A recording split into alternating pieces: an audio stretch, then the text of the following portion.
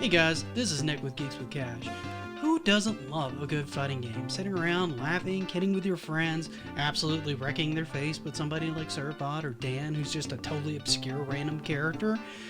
Well, here's 10 more fighting games that are kind of obscure that you can lord over your friends. Enjoy. Don't forget to like and subscribe. Coming in at number 10 is Pokken Tournament DX. While hardly a rare game, this little gem of a game went mostly unnoticed, most likely because when a new Pokemon game was announced, people were obviously excited.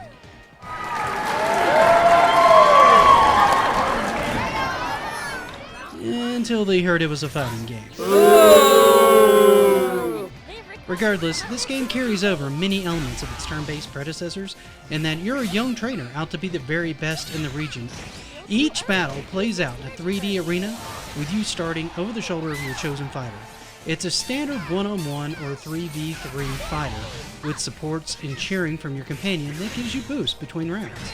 It plays much like a normal fighter, only in a 3D space, where you can move freely around in or close in and push a phase shift, where it momentarily becomes a 2D fighter. The mix of both perspectives made it a quirky and original, but also a bit hard to master, as some moves were clearly better in some phases than others. Being so easy to jump into and having a surprising amount of depth made it odd that it did so poorly. Perhaps it was the fact that it was a Pokemon fighting game at a time where fans were just chomping at the bit to get a real Pokemon game on a console, or perhaps it was just the fact that it was originally released on the Wii U, where pretty much everything got lost in the shuffle, before eventually making its way to the Switch, where it got some notoriety, but not enough to get much support. You should definitely try this one out, because where else are you going to get to see Pikachu in a luchador mask do a flying somersault off the ropes onto an unsuspecting Pokemon? Nowhere. That's where. Number 9, Skullgirls. What isn't there to say about Skullgirls? This is a fantastically refined 3v3 or 2d2 fighter with a very diverse cast. The art style and animations are nothing short of gorgeous. The story is that current Skullgirl has begun an attack on the Canopy Kingdom, and each of the girls in the fighter is out to confront her and take the Skull Heart for themselves, to either destroy it or become the next Skullgirl and use it for their own interest. Combat is as tight as anything from Capcom, though it's more grounded than the Capcom's Versus games.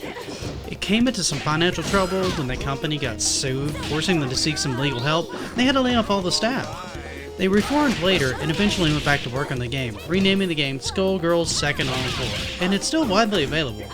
I'll admit this one isn't super rare or hard to find, but it's just painfully overlooked. For such a good game, it deserves more time in the limelight than it's gotten, which is why it's on this list. Number 8, Darkstalkers.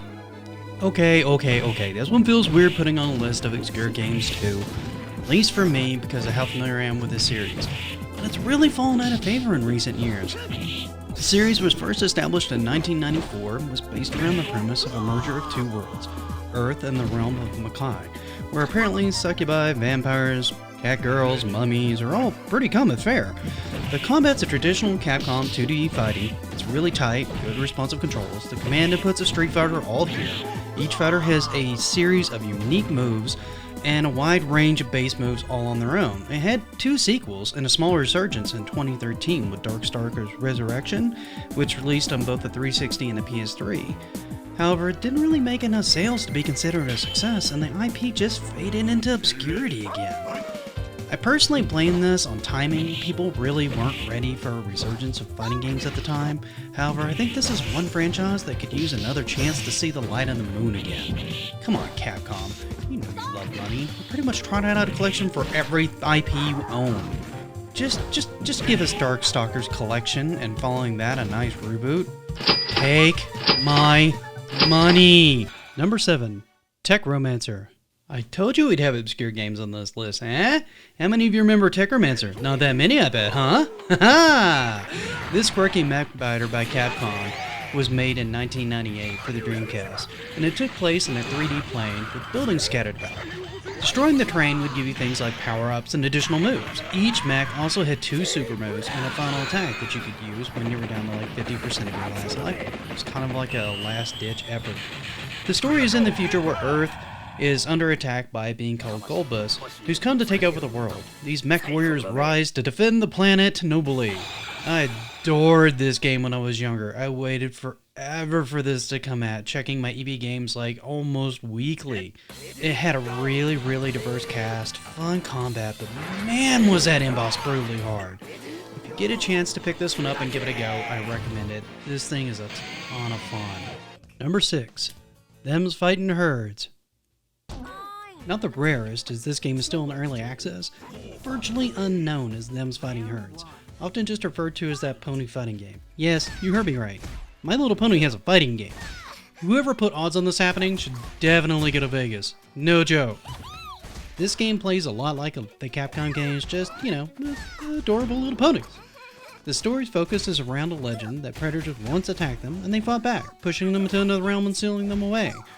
Now they're starting to return, and it's time to find a new champion that will be responsible for finding the key and pushing them back and sealing them away all over again. Jeez, guys, you don't even worry about the key to the door? Seems like something you keep on hand. This game, for lack of another word, is adorable. From the art design to the enemies, even the Final Fantasy-like world. You heard me right. Yeah, there's a story mode, and you run around tunnels and go into towns and shop for stuff and get resources, while fighting wolves and snakes. And, yeah. If you're looking for an easy to pick up and play fighting game with some adorable characters, I recommend this one. It's way too cute not to try. No, Orlando, I don't have that. Oh my god. Fine, puppies. You're dumb. You lost, and you're dumb. Number 5. War Gods. Hey, I know. Let's take the god Anubis and make up the rest and call it, War Gods. That's how I imagine the pitch was for this game every time it comes up in my head. In 1997, Midway essentially told the story of 10 humans who came in contact with pieces of war from a downed spacecraft and were transformed into powerful beings. Now they're fighting each other to possess all the stones and become the ultimate super warrior. The game was received with mixed responses, from character design to difficulty. Its unfavorable comparison to MK4 really kept it from catching on. It just seemed unoriginal. It played a lot like Mortal Kombat did, but with the addition of a 3D button that allowed you to move in and out of the screen, making its 3D mechanics a bit easier than comparable titles at the time. But the character design, the difficulty, all that basically made it kind of lackluster and kind of drab. It did well enough to see a port to the N64, the PlayStation, and Windows at the time, but it's mostly forgotten now. However, it's still an interesting, if mostly forgotten relic of fighting game history, and fun to play next to MK4 just to see how closely they tried to mirror its design. Break out your PlayStation or N64 and have some fun trying these two out and laughing at what we saw as cutting edge back in the day. Number 4. Mace, the Dark Age. If you owned an N64 and were craving fighting games, you likely had this one as it was exclusive to this console, and well, there wasn't a lot else out at the time. Much like War Gods, it tried to emulate MK4, and well, had less than greater reception as well. The plot was similar to many other games, that there's a powerful practitioner of the dark arts wielding the Mace of Tanis, which is imbued with necropic energy. It offers its tantalizing power to any who would wield it. Soul Edge! Oh my goodness, I had to clear my throat there. To stop this threat, the Covenant of Seven sent their best warriors to deal with this looming threat. The cast was interesting and diverse, but the gameplay was awkward, and its moves a bit less than impressive. I will have to admit that having found this in my research, it brought back tons of memories of me playing this when I was younger, and I loved it. I adored Mortal Kombat at the time, and anything that gave me more characters and played like it was just up my alley.